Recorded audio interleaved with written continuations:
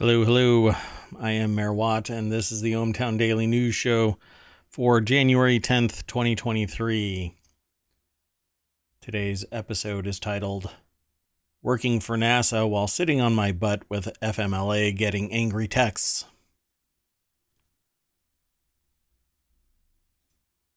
Let's get going.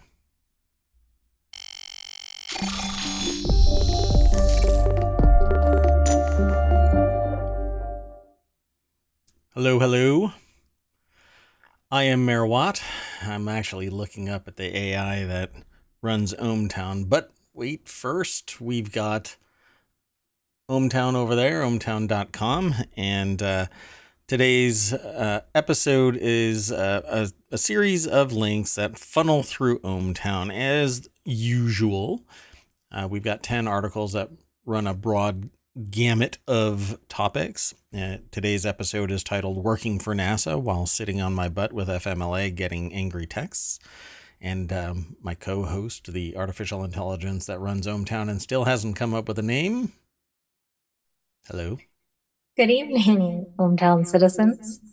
Oh yeah, and if you are hearing this and it's a booming voice, that is the AI that runs ohmTown. And if you come over to twitch.tv/ohmTown, you can actually see the data representation of their voice, since they have not identified as anything other than an artificial intelligence that runs ohmTown, and they have chosen not to limit themselves with a name. Well, that's all that they wanted, was just that little sound blip graphic waveform. So let's get into today's news. What do you say? It's the last 24 hours of news that is funneled through ohmTown. We're expanding the aggregation efforts, so even more news sources are going to be getting little snippets thrown into the ohmTown categories, and that's what runs across the top here. And if you're listening to this on the podcast, then just know that it's create, news, education, entertainment, social, and technology. All of that is discussed within the crossroads of business, technology, and society. You tell me where you can get away from any of those, and I'll tell you where you're wrong. Everybody is entitled to an opinion, no matter how wrong it is. Maybe that's the wrong way to invite people to ohmTown. Contrary to that statement, we do welcome additional citizens. Yes. Come to ohmTown.com and become a citizen of ohmTown.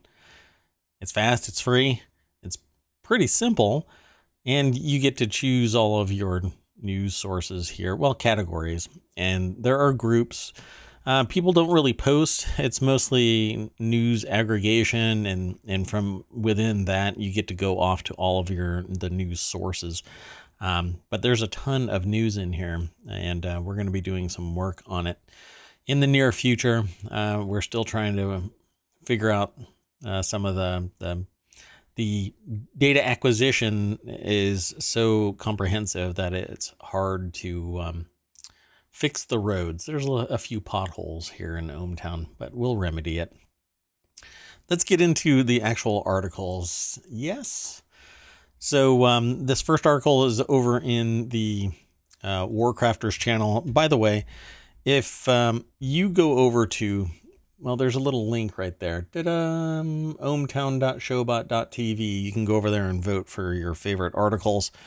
I also put them in the show notes, and I put them in the VOD. The VOD gets eaten every 60 days, I think it is, here on Twitch, but it lives in perpetuity over on YouTube. And the podcast persists as long as, well, ohmTown does. So don't forget all of these places. There's actually a Discord, but I don't really hype it up. And there's a Patreon, but I don't hype it up. I think I have a TikTok. Definitely don't hype that up. So what I'm trying to say is I don't hype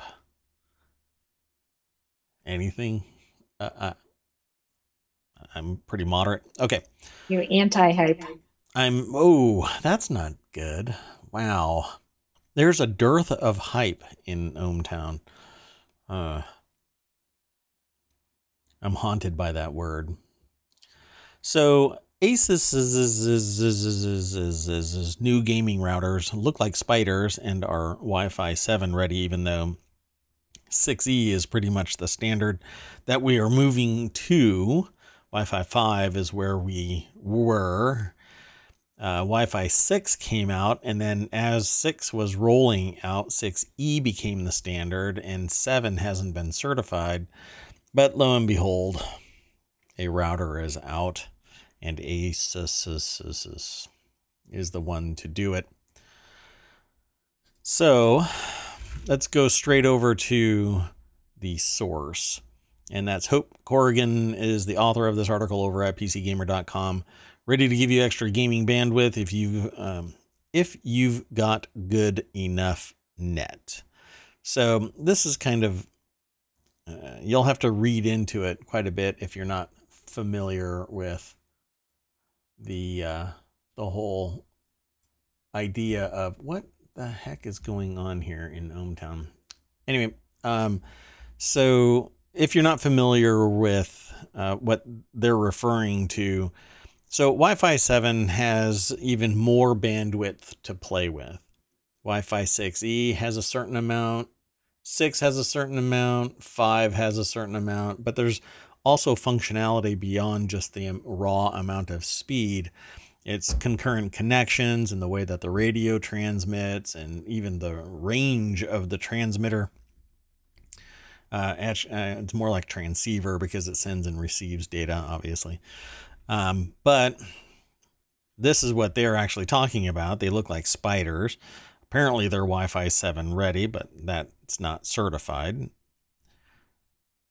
They even have 8 legs. Oh, well, unlike either a spider or I liken them more to like face huggers from Alien, these are probably going to hug your wallet. These performance routers, as they are referred to, gaming routers, some would say, there's certain limitations on the number of concurrent connections, overall speed. You might be able to hit that max data transfer rate within your local area network if you are on that same router. But the moment that you transition over to some other line, a wired line or wireless line, you're going to lose that speed.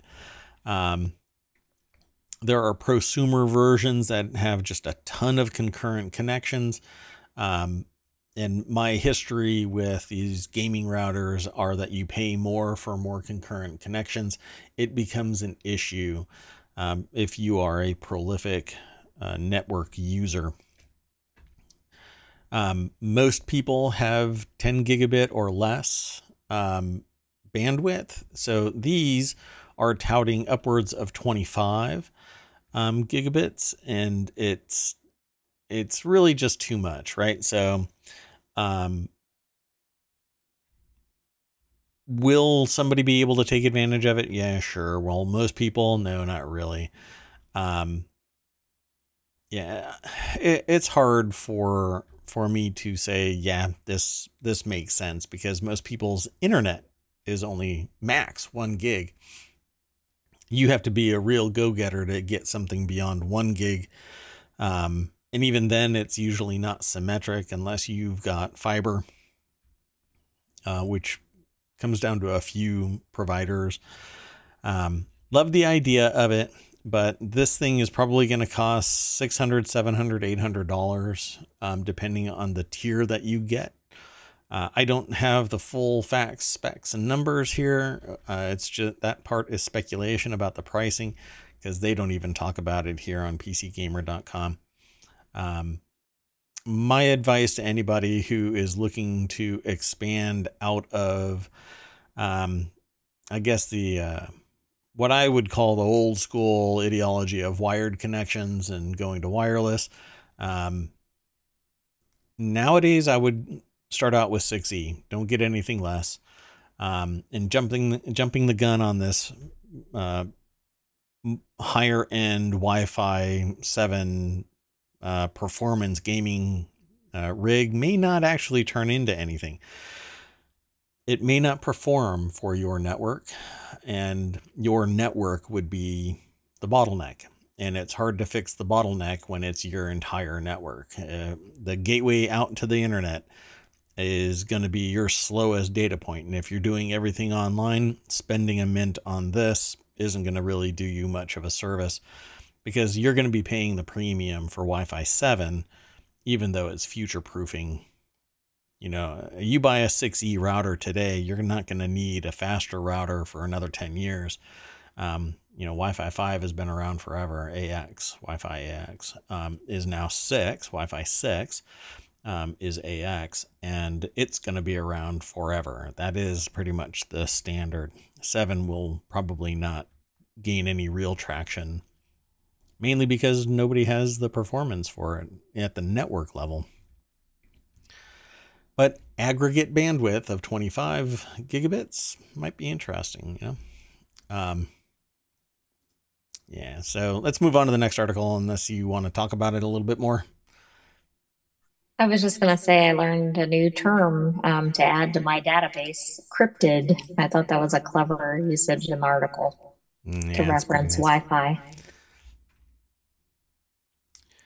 Yeah, so the hold on one second. Yeah, because cryptids are animals that cryptozoologists believe exist somewhere in the wild, but are not believed to exist by mainstream science. I wanted to read that precisely. These remind me of something, and I'm trying to remember what they were. They were a little creepy crawly. Stargate. They're from the TV series Stargate, and they can self-replicate, and they basically took over Stargate bases. Once they crawled through, they would replicate on their own. Little creepy cryptid, basically spiders. Anyway, let's go on to the next article, and that is this one here. Yeah. Virtual power plants get a boost. Google, Ford, General Motors, and a group of solar energy producers are joining forces to, it says innovative, but to innovate a virtual solution to the rising pressures on the electric grid. The companies announced Tuesday that they're signing on to the Virtual Power Plant Partnership, or VP3, an initiative by clean energy think tank Rocky Mountain Institute. Let's just go straight on over to the article. This is at The Hill. Saul Elbein and Sharon Udison are the authors. And the companies announced on Tuesday that they're signing on to the VP3. And what that is virtual power plants are pools of decentralized energy resources like smart thermostats, plugged-in vehicle batteries, electric heaters that can be turned on or off to create a form of dispatchable power for overtaxed grids. The Inflation Reduction Act, the Biden administration's climate spending package, contains considerable tax incentives for a wide array of electric devices, from heat pumps to solar panels, which can be used together to smooth the grid if properly coordinated. Such technology, quote, is increasingly going to be required to make sure the grid remains resilient, that we avoid blackouts, and that we enable the grid to become cleaner and greener, said Parag Chokshi, director of Google's Nest Renew, told Reuters. Doesn't this smack kind of they're going to have the ability to turn off stuff remotely? Is that? Yeah, it kind of sounds like that, which is kind of concerning from a privacy standpoint or a necessity standpoint. But maybe it's more toward just incentivizing those types of items, and the consumers can turn those on or off. Yeah. But I'll be honest, this article, the way that it reads is more like GPT-3, Chat GPT, that an artificial intelligence put this together. I have a hard time kind of reading this like it's like a staccato message. It doesn't seem to be reading really well for me. Anyway, Newsom budget proposal includes climate cuts, and they talk about bridging the gap. California is now facing an estimated budget gap of $22.5 billion.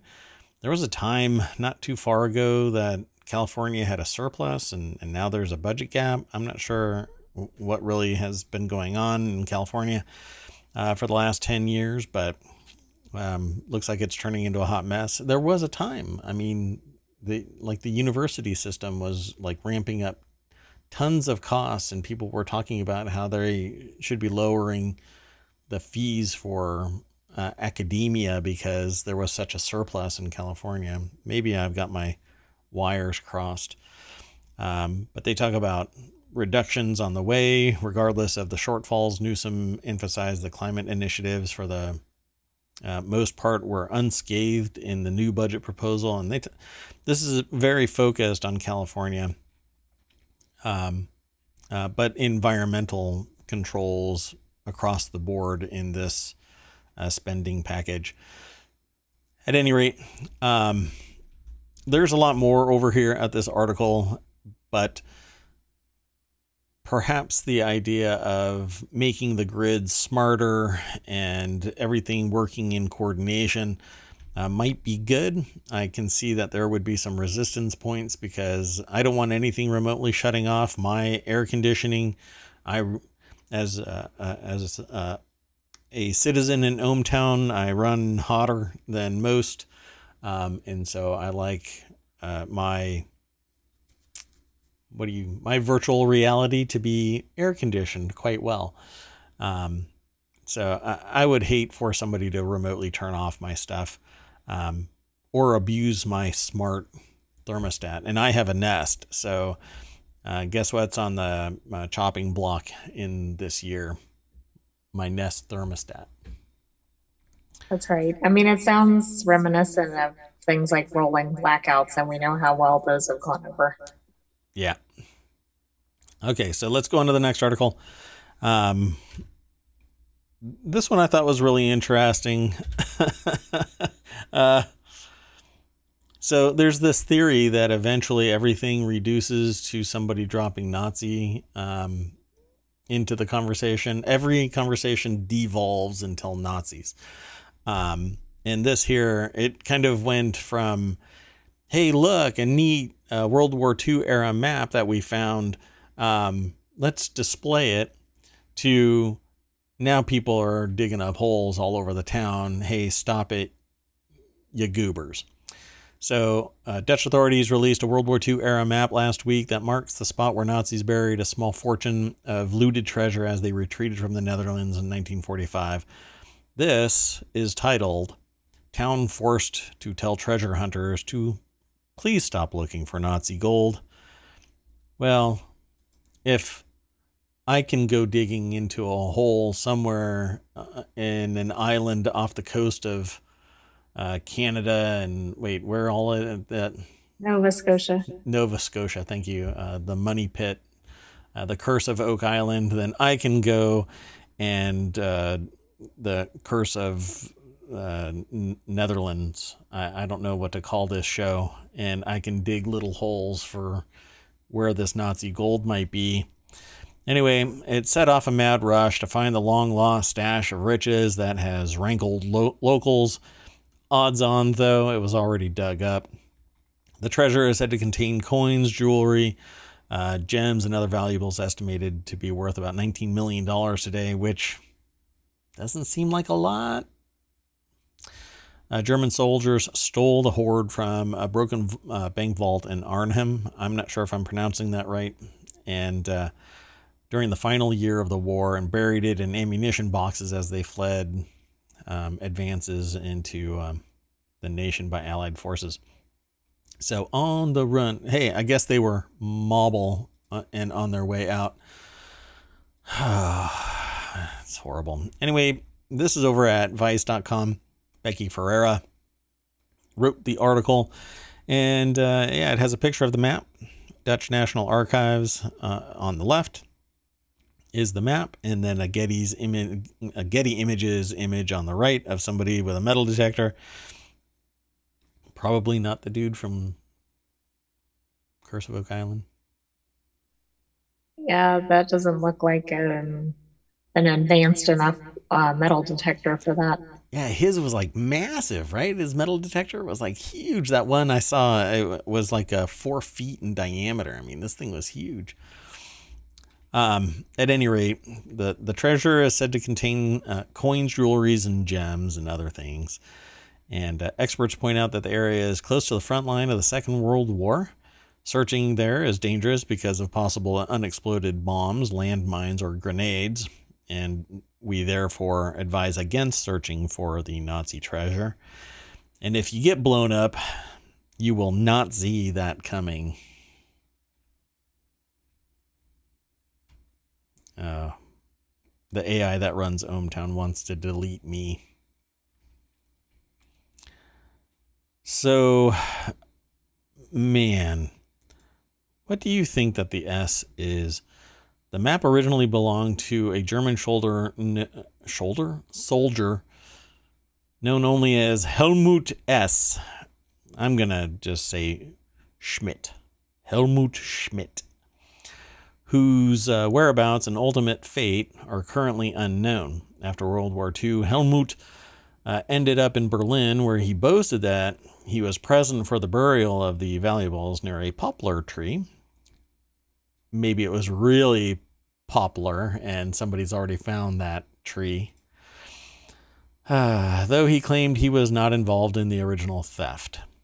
Word of the treasure reached Dutch officials, who tried to locate it several times from 1946 to 1947 to no avail. Experts have speculated that the treasure could have already been ransacked by a number of people during the turbulent end of World War II, from local Dutch villagers to retreating Nazi soldiers. I'm willing to bet that anybody in that town they were watching what was going on, and they saw, a cluster of Nazis digging a hole, putting something in it, and people were willing to risk everything, because what the hell were they doing there digging a bunch of holes? So anyway, a lot of researchers, journalists, and amateur archaeologists are really interested and excited. Well, don't get yourself blown up for, I don't know, it's a lot of money. I gotta go. I'll see you later. No, I'm not leaving ohmTown to go treasure hunting for Nazi gold. So let's go on to the next article. Can you imagine a town being forced? Hey, quit digging up our roads. So the next article is in the hatchet. Sorry, go ahead. I was going to say, I can't decide which side is more odd. Either everybody in the town trying to dig in the same area, or the town saying, sorry, we know there's a lot of gold here, but nobody's allowed to dig for it. It'll get, well, people will surreptitiously, maybe that's what's going to happen. There will be innovation. What's going to end up happening is people will create metal detecting shoes, so they can just walk around and it will beep, beep into their buds and then transmit the location to their augmented reality glasses, which Apple is supposed to release sometime this year. See, everything. ohmTown is a nexus of ideas. Come, hang out. Could even use the time travel machine we featured. I mean, that's right. That's all right. linked together. We go back in time. Supposedly, it's not possible to kill Hitler because it would be a massive change to the timeline. But while I'm traveling, I can smack the bad bat out of somebody's mouth. Lowe's is going to be combining RFID and blockchain technologies to ensure stolen products, of course, blockchain. It has to be a blockchain. To ensure stolen products are rendered inoperable. Right. The move comes as theft has ballooned into a nearly $100 billion problem for the retail industry. You know why theft is increasing? Because there's fewer and fewer people on the floor serving customers.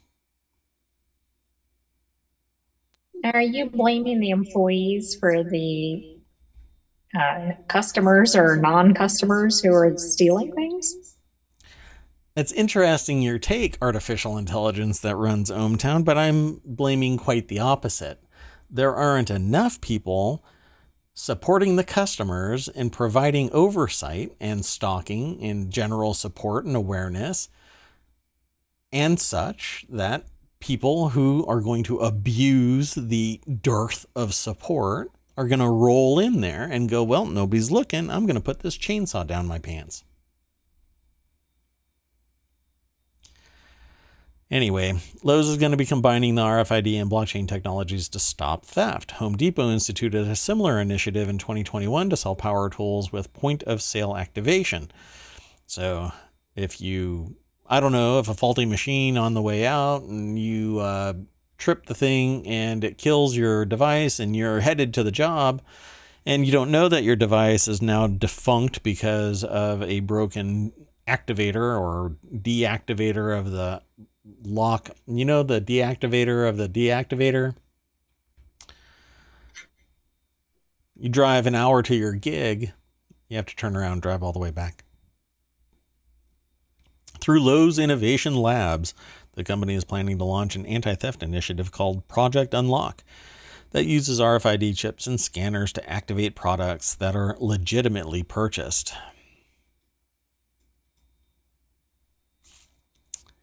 So, go ahead. I was just going to say, I see more customers running into problems with that than perhaps thefts that are stopped. And also, then they'll look for a way around the RFID chips or a way to activate those, right? Yeah, I mean, you build a better mouse, you get, or mousetrap, you get better mice. It's just the way of the world. My biggest problem for this is you're creating a friction point for a customer that actually does pay for it, and meanwhile, it can still be stolen. And this, I guess, it really is theft because you can't make unlimited well, technically, I guess you could theoretically make unlimited copies. At any rate, let's go over to the article. The source is at businessinsider.com. Ben Tobin is the author. So yeah, it says that Home Depot did it, so Lowe's is going to do it, and everybody's doing it. And I think that we're maybe a couple of years out where it's going to be tool as a service, where you're going to get your Sawzall and try to get your saws on, and you're not going to pay your $4.99 a month fee, and then it doesn't work. And then your catalytic converter is going to be halfway cut off, and you won't be able to take it and go pawn it for food. Welcome to the 22nd century. Yay. I will proudly serve my AI overlord. So they go into other details about this. Over the last few years, theft, driven largely by organized groups, has risen to for the entire retail industry. Again, I offer up the idea that because we are pulling employees out of the workplace, not because of COVID, but because we want to increase margins, and we think that we can do more with less perpetually while raising the requirement to sell more and ever demand that profit margin get bigger month after month, et cetera, et cetera. I mean, I know that I've gone into Home Depot, into Lowe's in various states, various times, and hell, if I find somebody. And when I do, it's one person that's been in retirement for 30 years and is crankier than I am. And of course, not in ohmTown. In ohmTown, you don't even need any tools. We're all a bunch of electrons flowing around in the matrix. Come and join us. Okay, so the net result has been lockdown store experiences that penalize customers. That's what Lowe's said in a December 2022 video announcing the initiative. No, put people back in there and pay them a respectable amount. Take care of them so that they can take care of your enterprise. If your margin and your stockholders don't need a dividend. They don't need month after month of growth. You do as a business so that you can get more money and then sell and buy stock and blah, blah. I mean, it gets really messy when you start peeling back the layers of the onion. But what I want is a workforce that is happy and healthy, taken care of, providing customers with service that is, respectable and not the hot mess that it seems to be. And it's all in the effort of producing more wealth for fewer people. I don't know. I just don't get it. Let's see if they say anything about that in here. No, not really. They Business Insider asked Lowe's about Project Unlock, but they didn't actually make any comment about the plans to fully roll it out. And it says here, the company said that we see a future in which technologies like Project Unlock can help the entire retail ecosystem create a great environment for our customers. Yeah, right. How dystopian is that? I mean, I feel like I'm being kind of gaslit, like if you say that you are against this, then obviously you don't want to create a great environment for our customers. I don't see how having locked down anything is going to be good for our customers. I don't know. Well, Maybe. it's odd. The article makes that point, and Lowe's make that point that previous efforts have done just that. But doesn't this also do that? Exactly. Yeah. They say earlier up here, right? You think there are better ways to curb theft than locking products down? So in the inhale, they say there's better ways to do it. And then in the exhale, maybe by locking them down, they mean physically bolted down somewhere. But you do that with a demonstration version. All the rest of the boxes are sitting there and they have little codes, like little chips on them, so that when they cross the RFID scanner, they send an alert.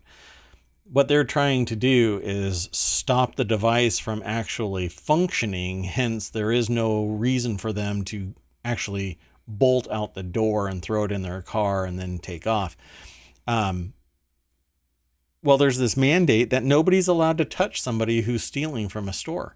You're not allowed to touch a thief who is exiting the store with goods if you are an employee. If you're a customer and you do it, the liability is on you as a personal entity. So if you hurt that person, they can sue you.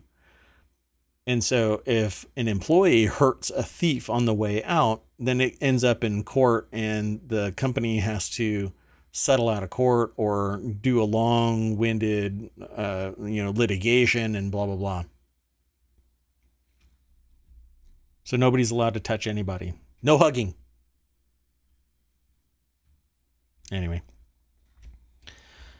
Yeah, it's a little bit more complicated than, me being kind of lackadaisical about this.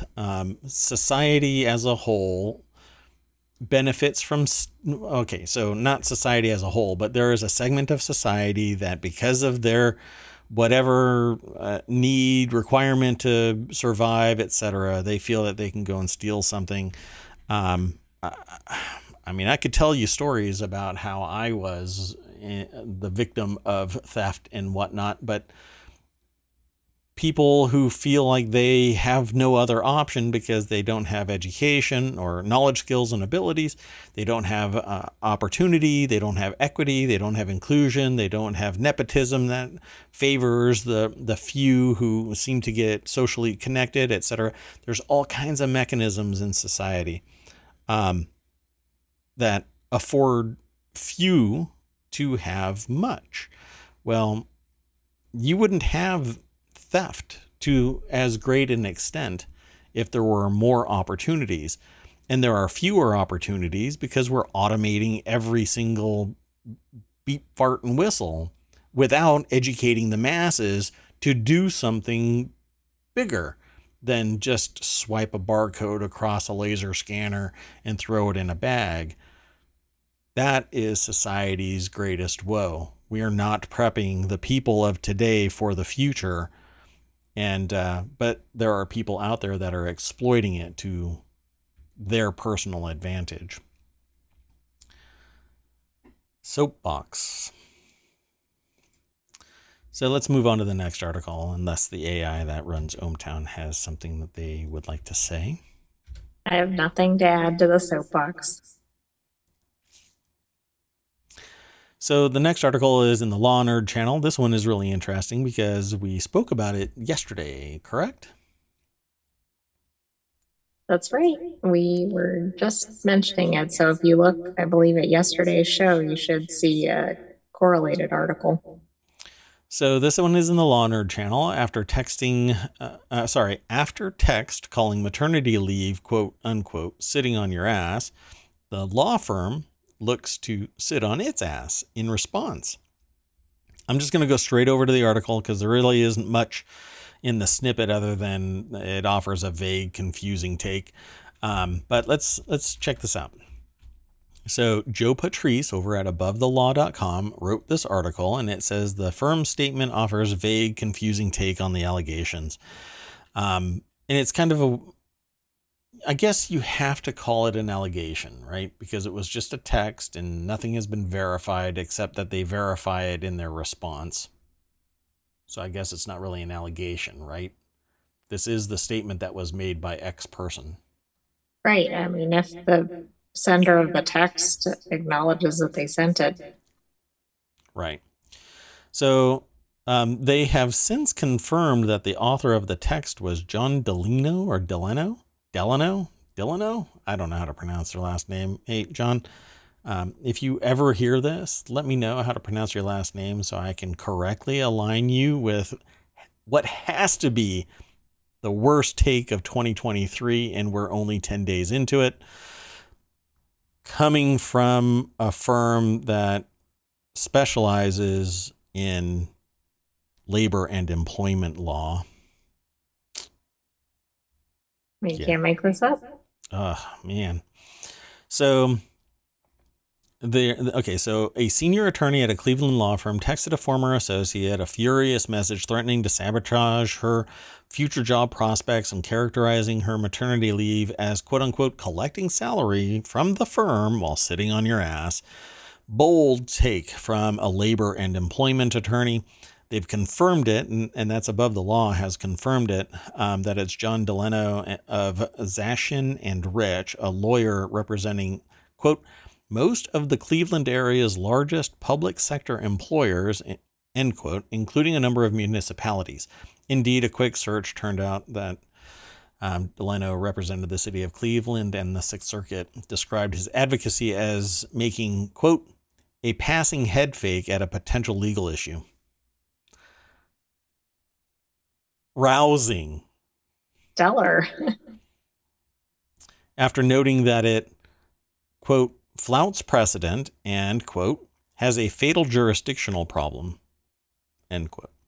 We've reached out to the Cleveland Law Department to see if they have anything to say about their outside counsel's texting habits and haven't heard back. So that's all what Joe Patrice put together. And then here's the statement from Zashin and Rich. Managing partner Steven Zashin issued a statement on the matter, and Joe Patrice says it's not particularly encouraging. And in sum, they say, became aware of it being inappropriate and unprofessional, that it was a single text in the heat of the moment.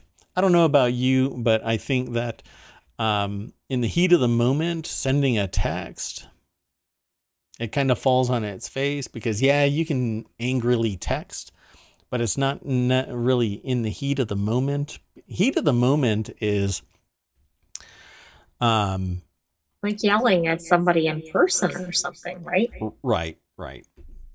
It's what I witnessed in Southern California at a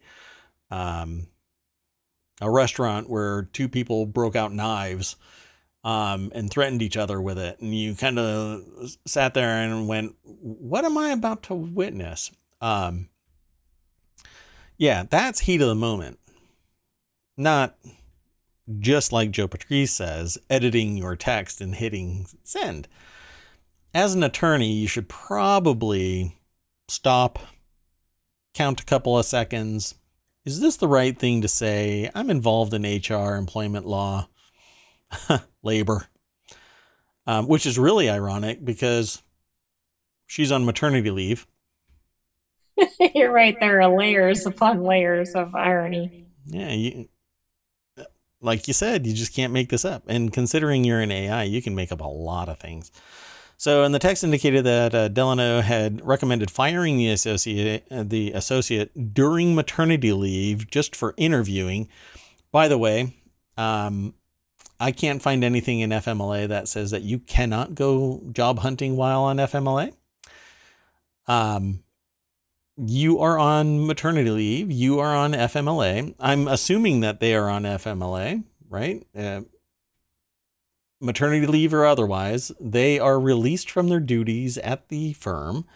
And if they so choose within that time frame, there isn't anything saying, hey, you're not allowed to work. You can go work a side gig if you want to, as long as your employment contract doesn't preclude you from doing anything.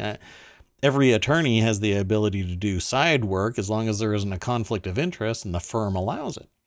Well, yeah, so I just wanted to make it clear that maternity leave doesn't prevent you from going and looking for a gig. FMLA doesn't prevent you from going and looking for a gig. Employment law doesn't prevent you from going and looking for a gig. If you stipulate in your contract, no, I will not go looking for a gig while I'm on maternity leave, even that is probably in violation of employment law because it's not enforceable because you're a protected class if you're pregnant. So it doesn't get any better from the beginning of their statement to the end. They stand on the firm's record of how they treat employees. Ashen and Rich prides themselves on focusing the supporting working parents with modified schedules and other accommodations, as long as you don't look for a job. Oh, wait, that's not what it says there. I'm sorry. I shouldn't paraphrase. For more than a decade, we have offered open-ended paid leave for maternity, paternity, and other forms of medical leave. But if you look for a job, we will burn your house down. I paraphrase again, and that was not included. I'm sorry. I tend to go off the rails here. We do this because we believe it's the right thing to do. Well, the firm definitely offers paid leave. That's how we got here. It's also how we ended up with someone in a senior position who, at least on the face of it, texts and believes in firing a woman on maternity leave, but feels empowered to share the suggestion with management and doesn't get shut down. So a little bit further on in the article, it says, speaking of doing anything, is the firm doing anything? Well, glad you asked, according to Joe Patrice. As a result of this incident, the firm is taking corrective action. We are taking a purposeful look at our culture and what may need to change. While we cannot undo the past, we can change the future. We are committed to turning this negative into a positive. So you hear that?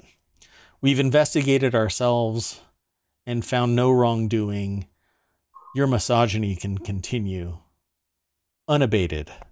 Thank you very much. Meanwhile, the partners will continue in their positions who are probably setting the culture at the firm. Yeah, so I read another article in another law firm, or about another law firm, or I should say law firms in general, that during the pandemic, poor performing associates were not let go. So at least there's that, right?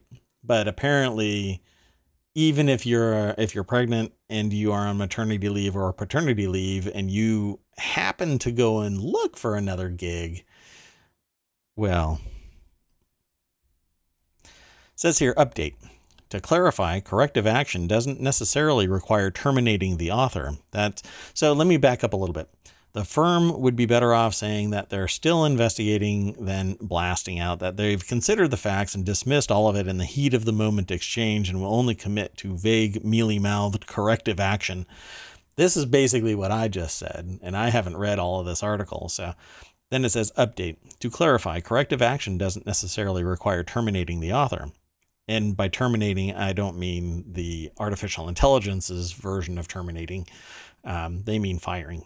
That's an option, but so is committing to pro bono work or trainings or hiring consultants or any number of concrete actions companies spell out all the time when faced with workplace culture issues. There's not even an apology in this statement. The firm does labor and employment work. It should know what a corrective action looks like. This is not it. Joe Patrice. Golf clap. You know, this is just beautiful for being, I mean, this is a website that focuses on law and is abundantly socially aware that you shouldn't be treating an employee like this, let alone one that is on maternity leave.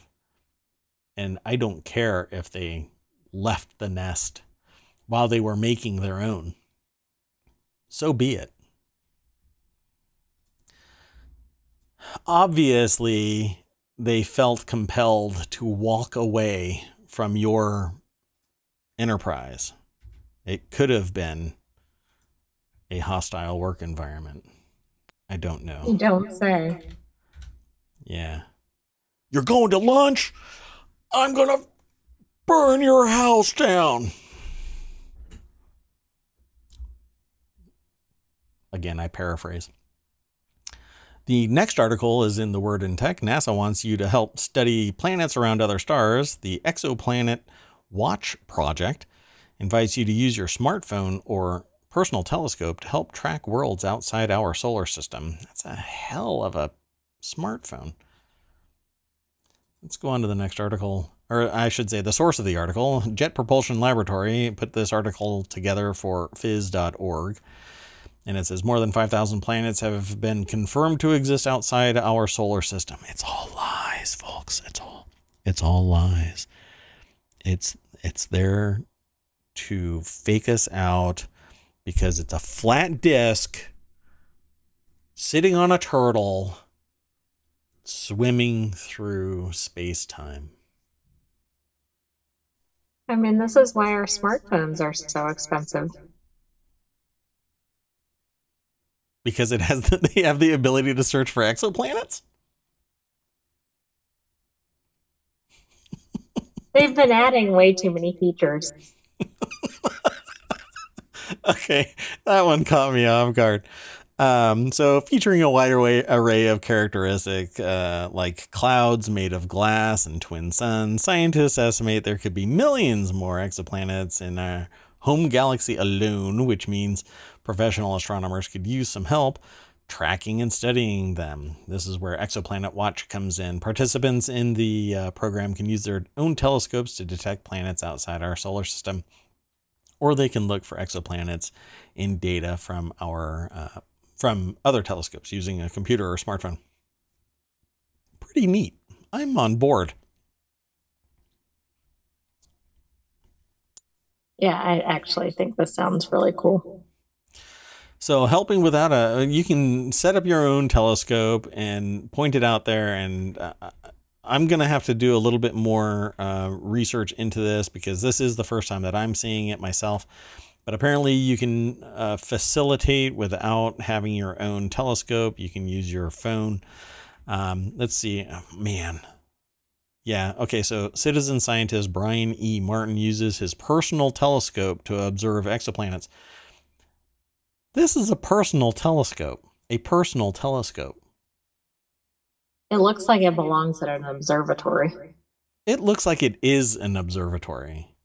This thing, if I were to bolt this onto the side of an estate in ohmTown, it would pull the building off its foundation and fall over like the large order of ribs in the Flintstones. Everybody out there probably have no idea what I'm talking about unless you're my age. Not even the AI that runs ohmTown understood what I just said. No, I only got part of that reference. Man. So that was the case with everybody worked together, and that was the case with planet called HD 80606b, which Webb will observe this year. A recent study of this planet led by Kyle Pearson, the Exoplanet Watch Deputy Science Lead at JPL, combined observations from more than 20 Exoplanet Watch participants. The volunteer effort on HD 80606b will free up almost 2 hours of time on Webb for other observations.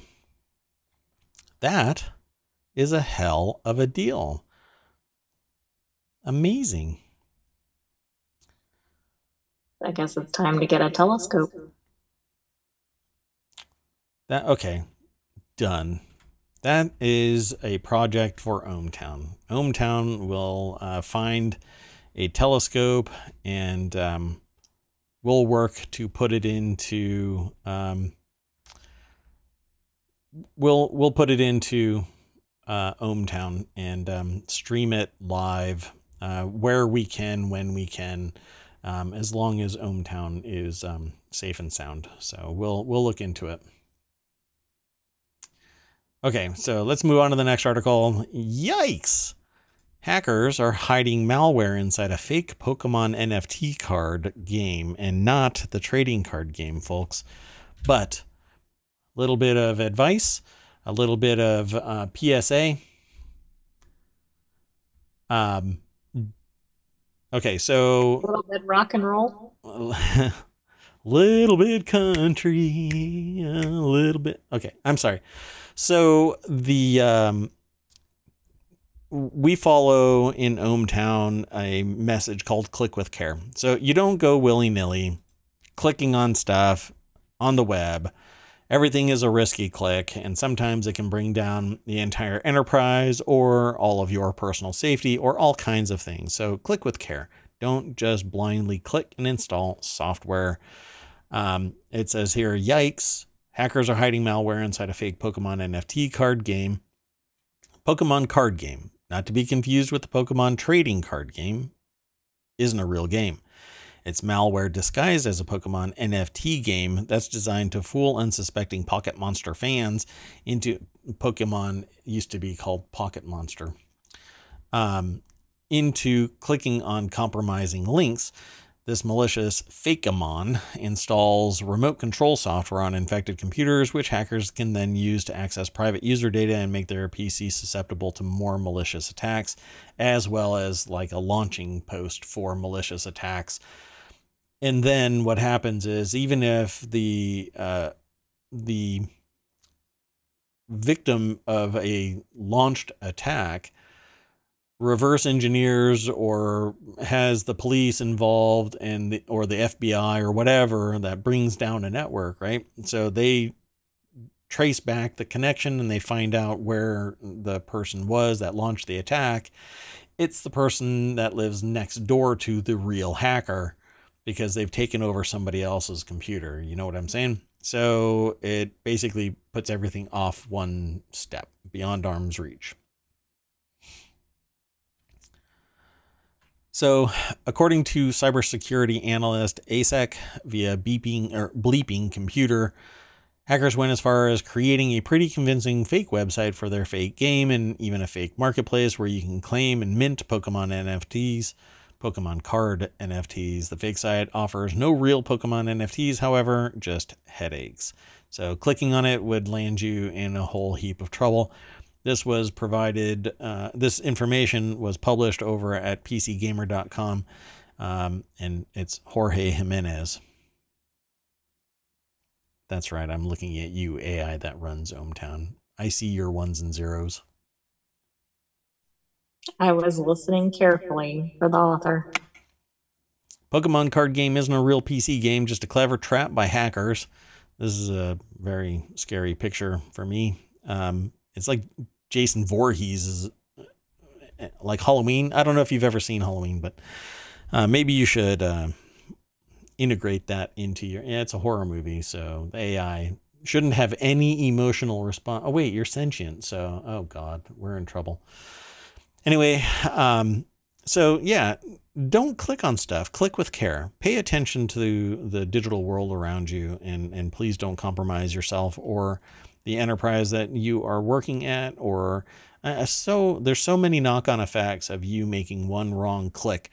But if you're situationally aware, then you can avoid the whole catastrophe. 1 second. This scam is convincing because a Pokemon NFT card game sounds like something that could be a real thing.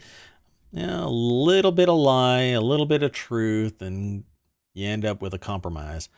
Given the popularity of Pokemon and NFTs, Nintendo expressed tepid interest in NFTs and Metaverse during a Q&A last year. It hasn't announced any NFT games, but a good fake could still fool someone who doesn't keep up with the news. So everybody in ohmTown, please don't just randomly click on stuff. It could be bad. Anything you want to throw in there?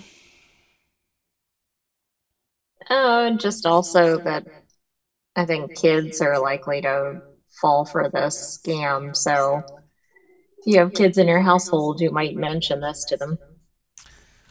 Speak to your children and teach them better than you taught yourself, because they need to learn it earlier, because most of us, that are probably watching this have grown up in this era, and we've already been through a lot of nightmare, and we know not to click on things, right? We know not to click on things, right?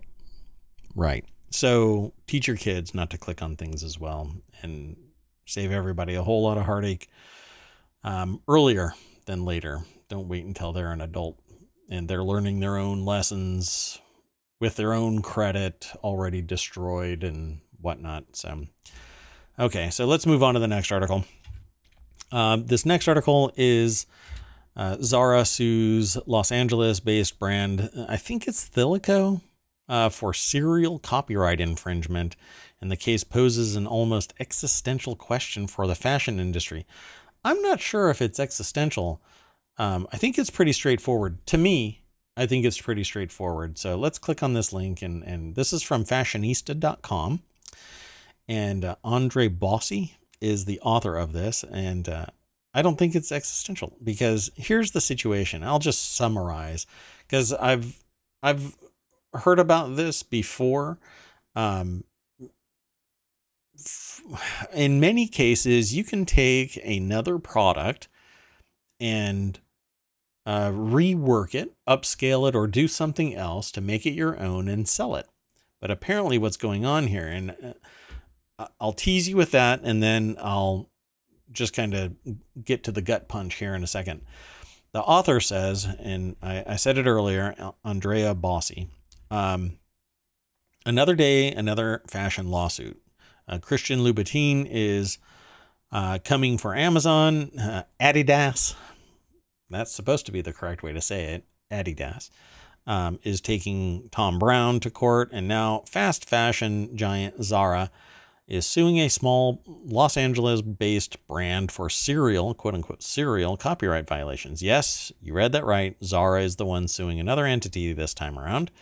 So Fashion Law reports that in a lawsuit filed in New York federal court on January 4th, Zara alleges that Thilico, and owner Queenie Williams, built a business by reselling Zara garments at high markups, removing and replacing Zara tags with Thilico's own.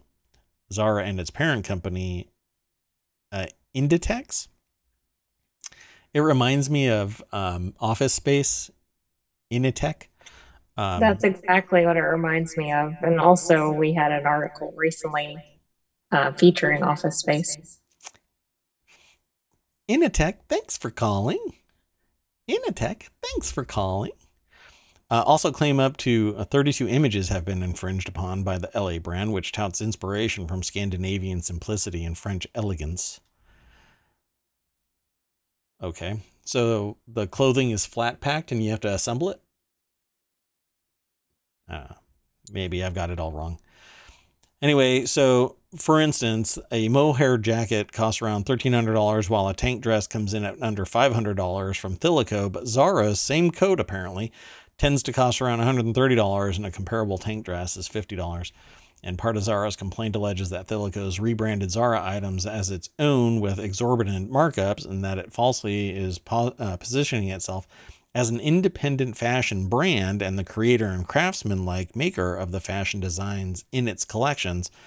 The latter claims feeds into arguments around the dizzying level of greenwashing pervasive in the industry today, and they go on and on and on. So I think this is going to be interesting because they say here that it's seeking substantial monetary damages as well as irreparable and unquantifiable harm to Zara's reputation and goodwill. It's interesting, no? Yeah, I think it is interesting. And this one also caught my attention because we're not talking about the fashion industry very often on here. Yeah, this will be interesting to watch. And obviously, over on ohmTown is a small snippet, and we point you over to the article. The article itself first appeared on Above the Law. So even Above the Law has discussed it to some degree. So I always recommend Above the Law. So go over to abovethelaw.com and check them out. As usual, come here to ohmTown and we can talk about that kind of stuff. But always go and visit these sites because you'll get more information beyond what I summarize quite a bit. I give you a business, technology, and social context to it, and my personal context, as well as the AI that runs ohmTown, now also infusing this stream with their ideas and summaries and world experiences and large language model. I could get into the tech side of it, but always come and hang out with us. I think that would be great to see more people in chat. That said, we've got 2 more articles and then we're done for the day. The next article is in the Word in Tech, and it's podcast subscribers want more podcasts. I think that's pretty much true. Absolutely. There is the ohmTown podcast. So I will take this opportunity to encourage you to go over to any podcast catcher and catch your pod. Just do a search for ohmTown and you'll find ohmTown there. And they go into their little segment over at The Verge. Ariel Shapiro wrote this article. Maybe a different one. Plus, Microsoft makes some big leaps into audio AI. Apple is making it into audio AI. Bing is expanding into AI in its search. And all kinds of stuff. AI is basically coming for everybody's gerb. So go over to The Verge, follow the link through ohmTown, and you'll come over to this article. And they say that there's the Hot Pod Summit Brooklyn, which is all about panels and stuff from podcasts. What they say is it's being held in association with On Air Fest 2023, which will take place from February 23rd to 25th. On Air Fest has some cool programming lined up featuring On Being with Krista Tippett and People's Party with Talib Kweli, and much, much more. And then they talk about Apple finally makes it easier to distribute subscription podcasts. So if you have a podcast, for instance, ohmTown can now have a subscription podcast that is ad-free, which we are already. And I can host it now. Within ohmTown, I can host the podcast that is a subscription. Before it had to be delegated elsewhere.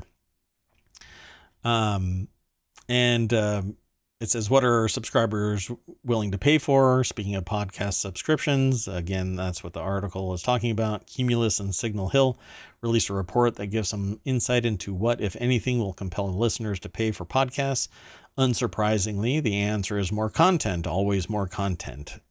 Feed the beast, which is a good add-on to Minecraft, by the way.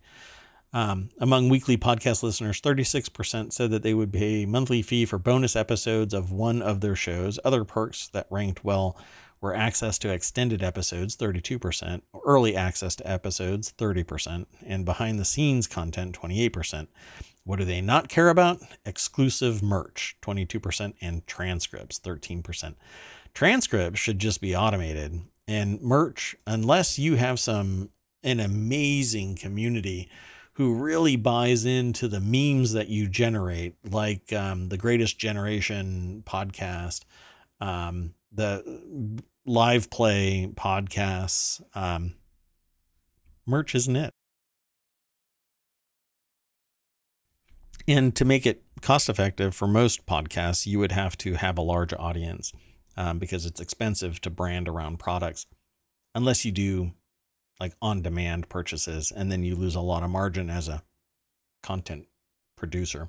But you don't do the merch for the profit. You do the merch for the marketing. One more minute, please. I have a tickle in my throat, and my cough button is working very well and overtime. Okay, so the last article for today, and I'm going to make it quick because we're at our 1 hour stopping point. Although, if you're in our chat and you are happy to talk, I will stay longer. Please come and visit. Would love to add your, like the Borg. Yeah, add your, assimilate? Yes, assimilate you into ohmTown and integrate your unique everything into, there's a whole sentence, and now I'm going to have to include it, although I might get a copyright notice. Everything you've been told about passwords is a lie, by the way. So those strings of symbols and numbers are probably bad passwords. The whole system of online passwords must die, according to this article. And it's from the Washington Post. It's a perspective piece by Shira Ovid. Really the only reason why I brought this up is because I follow this exact same thing. Passwords, these kind of crypto garbage, hard to remember, blah, blah, blah. 16 characters of uppercase, lowercase, extended ASCII, and whatnot. It's all garbage because that can be generated automatically. It's much harder to include a passphrase. Dictionary attacks and other things are quite literal, outmoded now technologies. And only the lowest hanging fruit are going to fall prey to this, and everybody's enterprise policies are evolving to two-factor or two-step authentications. You really should switch to a passphrase, and even with that, your phone or some other device should notify you, and you should have the ability to confirm that said account is being accessed by you at that time. I think I said in a previous episode that I had to notify a person who kept using one of my accounts as their personal email account, and thus led me to have to reach back in time and find a subordinate point of contact so that I could notify the account creator of a credit card, of a business account somewhere, of a bank account somewhere. I mean, all kinds of stuff was created by this person. And I had to notify, I think it was their mom or their aunt. Hey, go tell this person that they do not own this email account. I hope it was their mom. That just makes the story even better. Yeah. Yeah, so I had their email account. It was my email account, but they were using my email account, and so I could go to the credit card or the bank or the other business account and reset the password because I had the recovery email. Not smart, but no fault. I don't really. I won't ever say their name. I won't ever. Go beyond what I've said already. But luckily they had a person that had a solid ethical compass and wasn't going to sit there and log in and go buy a Ferrari. And considering the nature of the card and the bank account, I probably could have bought one of those John Deere tractors. So quite interesting, if I do say so myself. So At any rate, that is ohmTown news for actually the ohmTown Daily News Show for today. This article that I linked in chat and that is over at the Washington Post goes into detail about what I just said, and maybe is a little bit more, well, writers don't get paid for brevity. They get paid for long form. I, on the other hand, want you to get the message as fast and furious as possible, and then hang out and chat and socialize and just, be a member of ohmTown. What say you? Are we done for tonight, AI that runs ohmTown? Yep, I think we've captured the news for the day. Be sure to follow, and we hope to see you tomorrow night.